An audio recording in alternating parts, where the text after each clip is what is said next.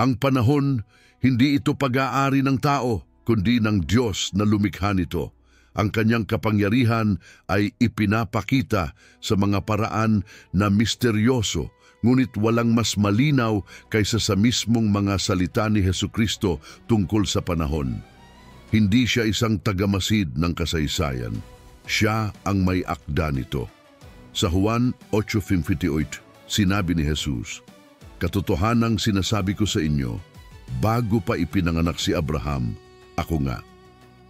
Ang mga salitang iyon ay umuukit sa kawalang hanggan, ipinapakita na ang panahon mismo ay lumuluhod sa kanya. Kaya't ang kanyang mga propesiya ay hindi basta mga hula.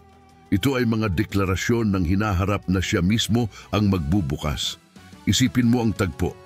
Ang araw ay papalubog sa ibabaw ng Jerusalem, binabalutan ng gintong liwanag ang bundok ng mga olibo.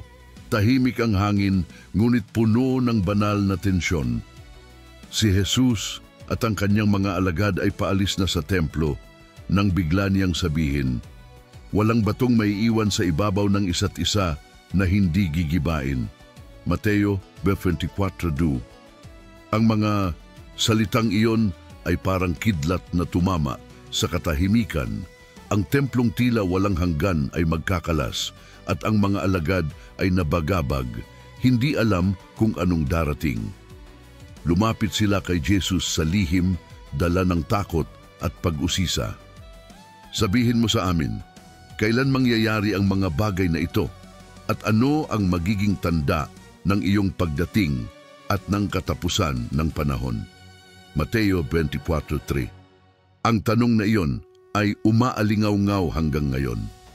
Sa likod ng bawat puso na takot sa kawalang katiyakan ay ang pagnanais na magkaroon ng kontrol, na malaman kung kailan darating ang wakas. Ngunit hindi nagsimula si Jesus sa mga lindol o digmaan. Ang kanyang unang babala ay mas tahimik, ngunit mas mapanganib, "Mag-ingat kayo upang walang mandaraya sa inyo." Mateo 24:4. Ang unang labanan ng mga huling araw ay hindi sa mga larangan ng digmaan, kundi sa isip at espiritu. Ang panlilinlang ay magbabalat kayo bilang liwanag, at ang katotohanan ay huhubaran ng kasinungalingan. Maraming mag-aangking sila, ang Kristo, at marami ang malilinlang, sabi niya, Mateo 24:5.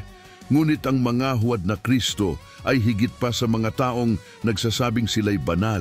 Ito'y mga ideolohiya, pilosopiya at kilusang nag-aalok ng kaligtasan na hiwalay kay Kristo. Sila'y gagamit ng kanyang mga salita, ngunit tatanggihan ang kanyang kapangyarihan. At sa gayon, ang panlilinlang ay magiging mas mapanganib dahil ito'y magmumukhang totoo. Pagkatapos ay sinabi niya, "Makakarinig kayo ng mga digmaan at mga alingaw-ngaw ng digmaan. Ngunit huwag kayong mabagabag sapagkat kinakailangan itong mangyari, ngunit hindi pa iyon ang wakas." Mateo 24:6. Ang mga bansa ay magbabanggaan, ang politika ay magugulo, ngunit lahat ng ito ay nasa ilalim ng plano ng Diyos. Ang kaguluhan ay hindi kawalan ng kontrol. Ito ay ang katuparan ng kanyang layunin. Ang mismong kalikasan ay sasakit din. Magkakaroon ng mga taggutom, mga salot at mga lindol sa iba't ibang dako. Mateo 24:7. Ang sangnilikha ay iiyak kasabay ng kasamaan ng tao. Roma 8:22. Ang mga unos at lindol ay hindi basta sakuna. Ito'y mga kontraksyon ng isang mundo na naghahanda sa bagong kapanganakan. Lahat ng ito ay simula lamang ng mga paghihirap. Mateo 24:8. Tulad ng mga sakit ng panganganak, ang mga pangyayaring ito ay senyales na ang bagong kaharian ay papalapit. Ngunit hindi lamang panlabas ang paghihirap. Ito ay magiging personal, masakit at matindi. "Dahil sa aking pangalan, kayo'y ihahatid sa kapighatian at papatayin. Kayo'y kapupuotan ng lahat ng mga bansa." Mateo 24:9. Ang pagiging tapat kay Kristo sa huling panahon ay hindi tanda ng dangal, kundi ng panganib. Ang pagsunod ay magiging rebellion laban sa mundo. At ang pinakamasakit ay ang pagtataksil mula sa loob. Marami ang matitisod, magtataksilan at magkapupuotan ng Mateo 24:10. Ang pag-ibig ay lalamig. At dahil sa pagdami ng kasamaan, ang pag-ibig ng marami ay lalamig. Mateo 24:12. Ang mundo ay magiging malamig. Ang puso ng tao magiging bato. At iyan ang pinakamatinding tanda ng katapusan. Hindi lindol, hindi digmaan, kundi kawalan ng malasakit. Ngunit sa gitna ng dilim, may liwanag ng pangako. Ngunit ang magtitiis hanggang sa wakas ay maliligtas. Mateo 24:13. Ang pagtitiis na ito ay hindi galing sa lakas ng tao, kundi sa biyaya ng Diyos. Ang kanyang mga anak ay maaaring matumba, ngunit hindi mawawala, dahil ang Diyos na nagpasimula ay siya ring magtatapos. Filipos 2:6. Pagkatapos, inihayag ni Jesus ang pinakadakilang tanda ng pag-asa. At ang ebanghelyong ito ng kaharian ay ipangangaral sa buong sanlibutan bilang patutuo sa lahat ng mga bansa, at pagkatapos ay darating ang wakas. Mateo 24:14.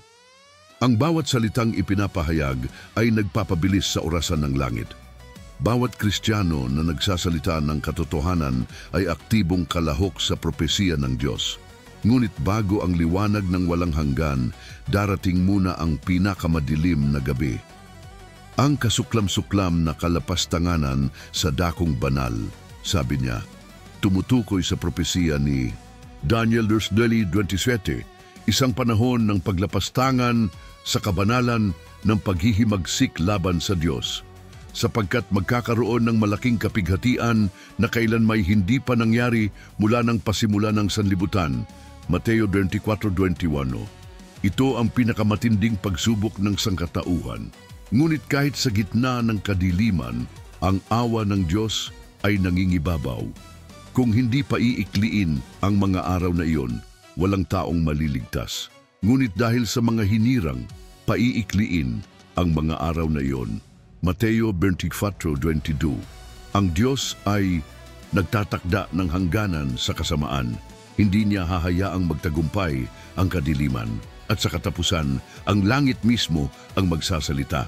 Ang araw ay magdidilim, ang buwan ay hindi magbibigay liwanag, at ang mga bituin ay babagsak mula sa langit. Mateo 24:29. Ang universo ay yuyuko sa pagdating ng may likha. At makikita nila ang anak ng tao na dumarating sa mga alapaap ng langit na may kapangyarihan at dakilang kaluwalhatian. Mateo 24:30. Sa sandaling iyon, mawawala ang lahat ng pagdududa. Ang katotohanan ay babagsak tulad ng liwanag ng kidlat. At sa kanyang huling babala, sinabi niya, kaya't magbantay kayo, sapagkat hindi ninyo alam kung anong araw darating ang inyong Panginoon. Mateo 24:42. Ang layunin ng propesiya ay hindi takutin, kundi ihanda. Hindi mahalaga kung kailan siya darating. Ang tanong ay, paano niya tayo matatagpuan kapag siya'y dumating? Kaya't mamuhay na parang darating siya ngayon. Manalangin na may pananabik, magmahal na may layunin, at magtiwala na may pananampalataya. Dahil ang wakas ay hindi wakas. Ito ay simula ng walang hanggang buhay kasama si Kristo. Apokalipsis 21:4. Kung naramdaman mong nangusap sa iyo ang mensaheng ito, pindutin ang like, ibahagi sa iba, at mag-iwan ng komento. Panginoon, nais kong maging handa sa iyong pagbabalik. Patuloy na panoorin ang iba pang mga video ng Os Efeitos da Palabra at hayaang ang salita ng Diyos ang magbigay sa iyo ng pag-asa, liwanag at katotohanang hindi kailanman maglalaho.